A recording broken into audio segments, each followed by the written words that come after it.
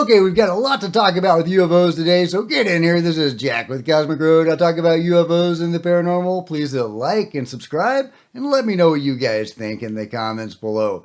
Yeah, to start with, Jeremy Corbell and George Knapp on Weaponized released some amazing footage of UFOs captured in 2008 in Iraq by a man in the military. He was in an armored vehicle and he saw this and he started recording. Really great footage of this anomalous object that Jeremy is comparing to the gimbal footage. Basically, it kind of looks like a saucer, honestly, which is what the gimbal looks like. And it in this video, it appears to be performing very anomalously, shooting off and moving around and so on. Really amazing footage, and I'll link to the full video below, and you can watch it at your leisure. But it's really great stuff. Yeah, and there's the gimbal. You can compare it to that. Of course, there's controversy about it, and Mick West is, of course, trying to debunk it. The Northern Iraq UFO video stabilized, and here he is showing this thing stabilized, where you can see the object. Hopefully, there you go, ascending at a more natural rate and moving less anomalously when it's stabilized, according to Mick West. And when it's shooting off, that's just the camera moving, according to Mick. Now, what I would say to that is that it's still an anomalous object moving with no visible means of propulsion in a war zone. But that's not the end of the story. Because Merrick von Rennenkamp says, "Don't trust your lying eyes." Mick West wants you to believe that the Iraq gimbal UAP is ascending, rising smoothly. That is clearly false. It ascends in bursts. See below.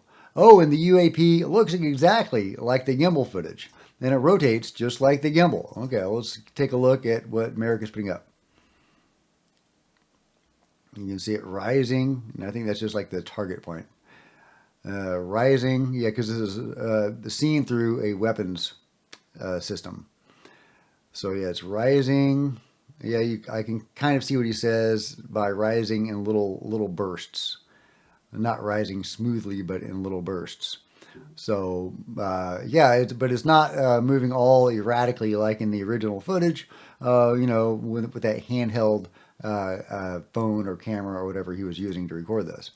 So, good work on both of them for stabilizing this. Really appreciate it. Either way, it's in a flying saucer in the war zone in Iraq, no matter if it was moving erratically or not. I love it.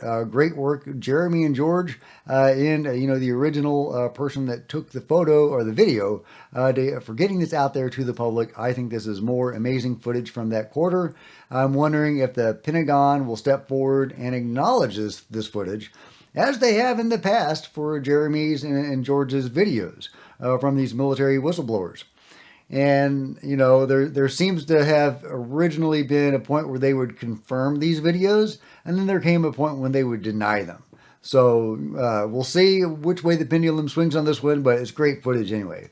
Meanwhile, we're all crying, I know, because Mike Turner is gone. That's right. Mike Johnson removes Mike Turner as House Intelligence Chair. Speaker Mike Johnson removed Turner as chair of the House Permanent Select Committee on Intelligence Wednesday, saying he wanted to give the panel a fresh start in a new Congress and with a new president. But conservative hardliners in the House and other Republicans loyal to the president-elect Donald Trump had been pressing Johnson for months to remove the Ohio Republican. And Johnson cited Trump as a reason for the ouster when the speaker met with Turner Wednesday night, according to a person familiar with the conversation who was granted anonymity to describe it. Turner told CBS News' Margaret Brennan that Johnson had cited concerns from Mar-a-Lago as the reason for the decision. So that's interesting. Trump did not like Turner. Is that because of anything to do with UFOs? I mean, I would love to believe so. I would love that, but I don't know if that's the case or not.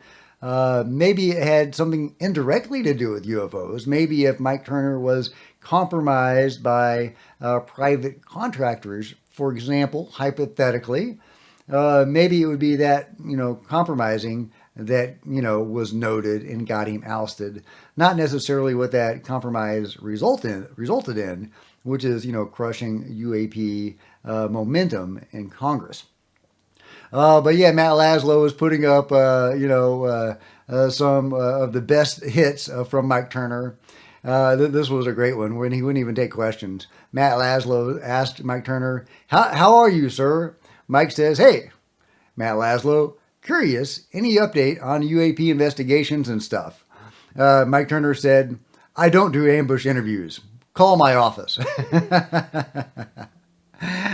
Okay, all right, yeah, and Matt Laszlo isn't done talking about this. He thinks this is highly irregular and unusual. Just want to say what's up. As you can see, the Capitol is getting prepared for inauguration. That's what these checkpoints are, but the Capitol, we just got some huge news dropped on us. It's insane that Mike Turner was pushed out as chairman of Intel. That just does not happen. At Ask a Poll, we're going to be having some updates, talking to some lawmakers about it. But yeah, many are just stunned because this doesn't happen. Chairmen rarely to never get pushed out unless they're under a huge scandal, like Senator Menendez was last year. So yeah, this is just wild times, and it seems like Mar-a-Lago flexed against Turner because of the Ukraine crisis and stuff like that. But members of the UAP caucus are thinking, they're telling me that they think the change in leadership could actually be good for the issue because, as we know, Turner and Mr. Himes have basically not touched the issue with a 20-foot pole publicly, at least. Okay, so there you go. Matt Laszlo saying this is highly irregular and very strange that this would happen. But this does seem to be because of Trump. And, we'll see, how it plays out. It probably doesn't have anything to do with UFOs, but as Matt says, this could be good for UFO disclosure. Certainly can't be bad. Meanwhile, the mystery drones are still going on, and now they're in Long Island. Hey, Nicole. Well, we are standing right outside the Francis Gorbeski Airport. We're in Suffolk County on New York's Long Island and West Hampton. And this is where officials have been reporting a very unusual amount of sightings around this airport. Our photographer, Greg, is going to push in and show you the control tower because that is where some of these calls have been dealt with. As we take a look at this airport, these incidents have occurred in highly sensitive areas, including over runways here, on taxiways, and restricted airspace. And just this month, authorities have reported multiple sightings that have raised serious questions about who might be behind these flights and what the purpose may be. And to address the issue, a highly sophisticated system known as D-Drone has been installed here. The system uses radar, cameras, and artificial intelligence to track and pinpoint drones in real time. And officials here tell us it is a crucial tool for them for this airport, which is also home to the 106th Rescue Wing of the New York Air National Guard, making these sightings all the more concerning and adding to the growing attention. As you mentioned there at the top, President-elect Donald Trump recently addressed the issue, vowing to make these incidents a priority once he takes office. And locally, officials in Suffolk County are leveraging the new detection system to trace the origins of these drones and identify. Take a listen. Well, let's hope they do. Let's hope they get to the bottom of it. Let's hope that Trump is more transparent about this and does tell the public what the hell is going on. More and more, I've been thinking this is probably anomalous. This is probably the phenomenon. It's hard to make sense of this any other way. So should we continue to call them mystery drones? Should we call them UFOs presenting as drones? Should we call them mystery drone UFOs? Definitely a subcategory of UFO, a distinct UFO phenomenon. So it definitely deserves its own name. What do you think these things should be called? Do you think they, first of all, are they anomalous? Is this the phenomenon? And what would you like to call them? Meanwhile, this is a cool orb video sent to me by a viewer of the channel, Jake, not from State Farm. Let's take a look at it.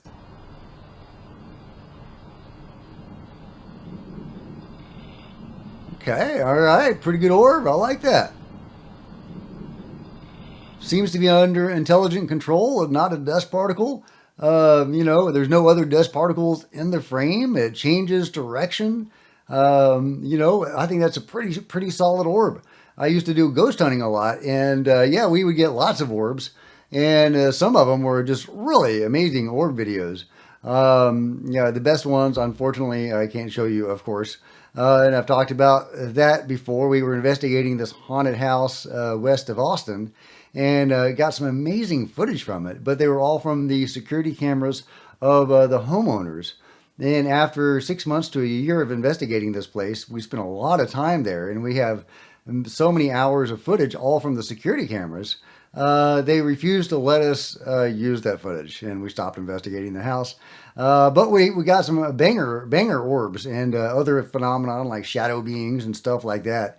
Yeah, I'm not unfamiliar with orbs. There's definitely different categories of orbs. Different people have different categorization systems of these things. I use category 1, 2, and 3. Category 1 is the spherical metal orbs, the more the UFO orbs. Category 2 is more the beach ball, transparent orbs that are more anomalous, like John Bell's Tinkerbell. Made many videos about that, or sharing his videos. And then there's the smaller, more paranormal spiritual orbs like this guy right here. I think this is great footage, so go check it out. Mystical Orb While Sleeping from the channel Jake, not from State Farm. And thank you, Jake, or Jake Not, for sharing that with us. I appreciate it. Meanwhile, I thought this story was really interesting. This is a remote viewer, John Vivanco. I believe he was one of the remote viewers that remote viewed Peter Maxwell Slattery, one of 40 remote viewers that viewed Peter and his experiences and got some bombshell information out of those remote viewings. Other dimensional entities and craft, just amazing stuff. And, Peter's role in all of this, wild stuff that they were getting from this. But here he is talking about a contact experience that he had with an entity or a group of entities that came to Earth. But the reason they came to Earth had nothing to do with humans. It was the strangest thing. So they wanted us to work on a project that involved synchronous flashing fireflies.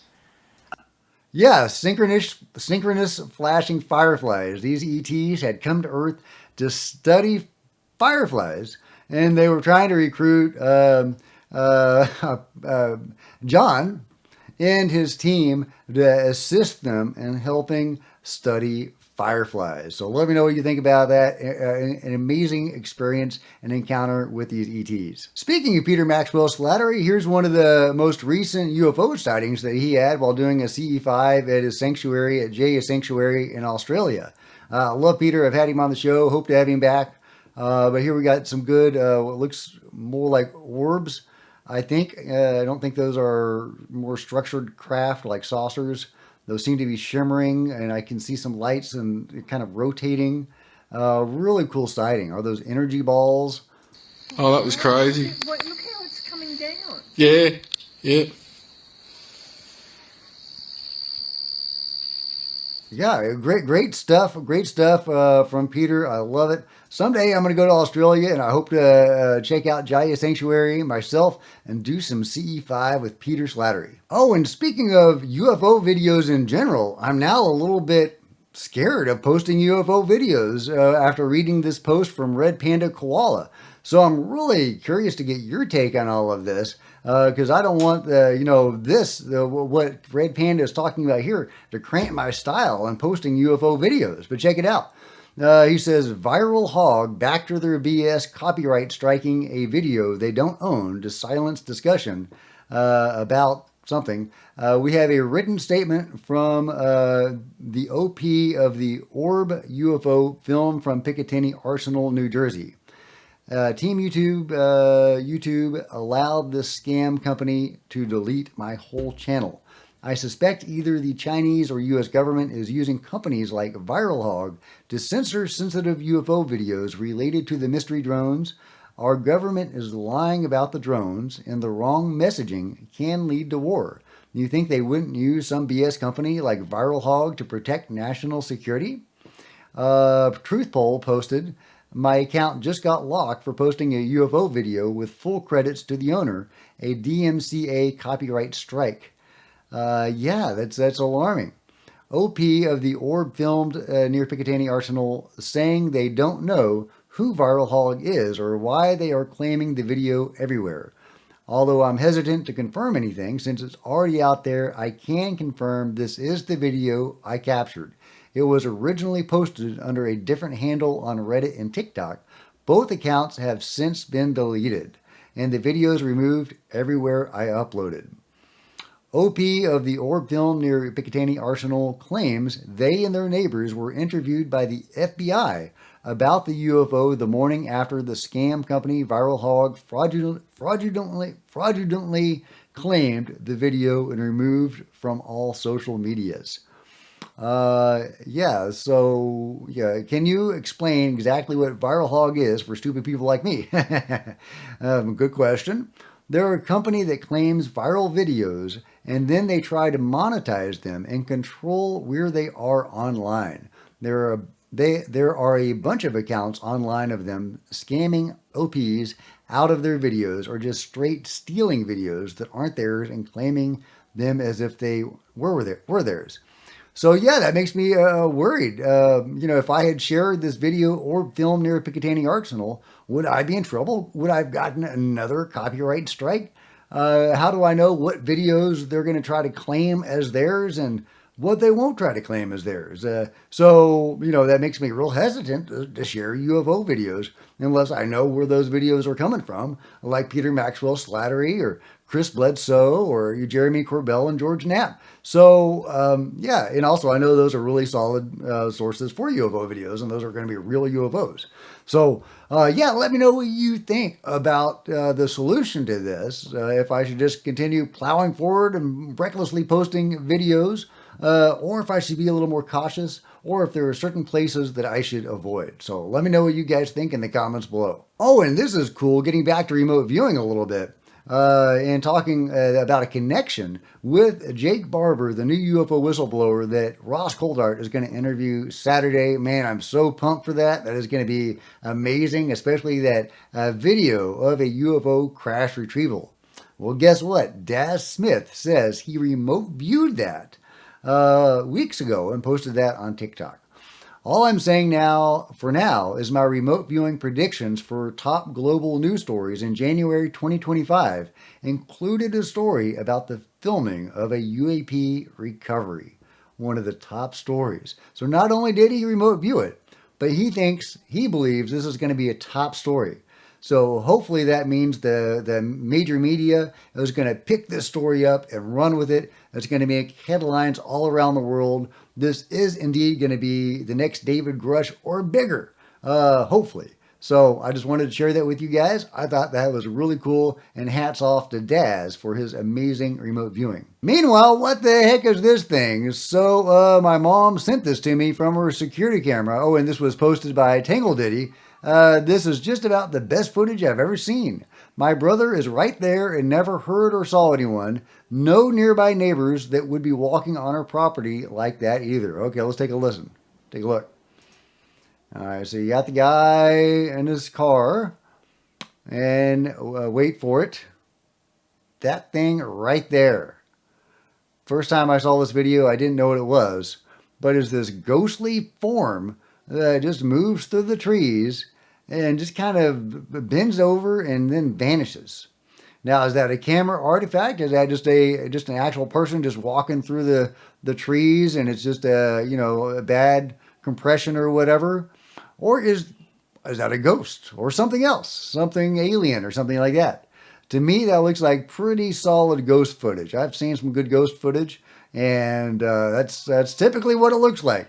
Something a lot like that. Or do you think we're just looking at a low quality camera and a person walking through the trees? Of course, the people that took that footage say that's not the case, and they feel this is definitely something more anomalous. So let me know what you think about this ghostly hiker through the woods. Let me know what you think about it all in the comments below. And if you've enjoyed this video, please give me a big thumbs up. I sure would appreciate it. Smash the like button and the subscribe button and the bell to be notified of future videos. You don't want to miss a thing. Join me on social media. There's Facebook and Twitter links below. Love to see you guys there. If you want to support Cosmic Road in a bigger way, consider grabbing a coffee mug or a t-shirt in the merch store or by becoming a channel member. Channel members are rock stars and I really appreciate you guys' support. Thank you. Also, channel members frequently get to see videos hours ahead of everybody else. Meanwhile, there's plenty of other videos on the channel, and I'll see you guys next time. This is Jack with Cosmic Road, signing out.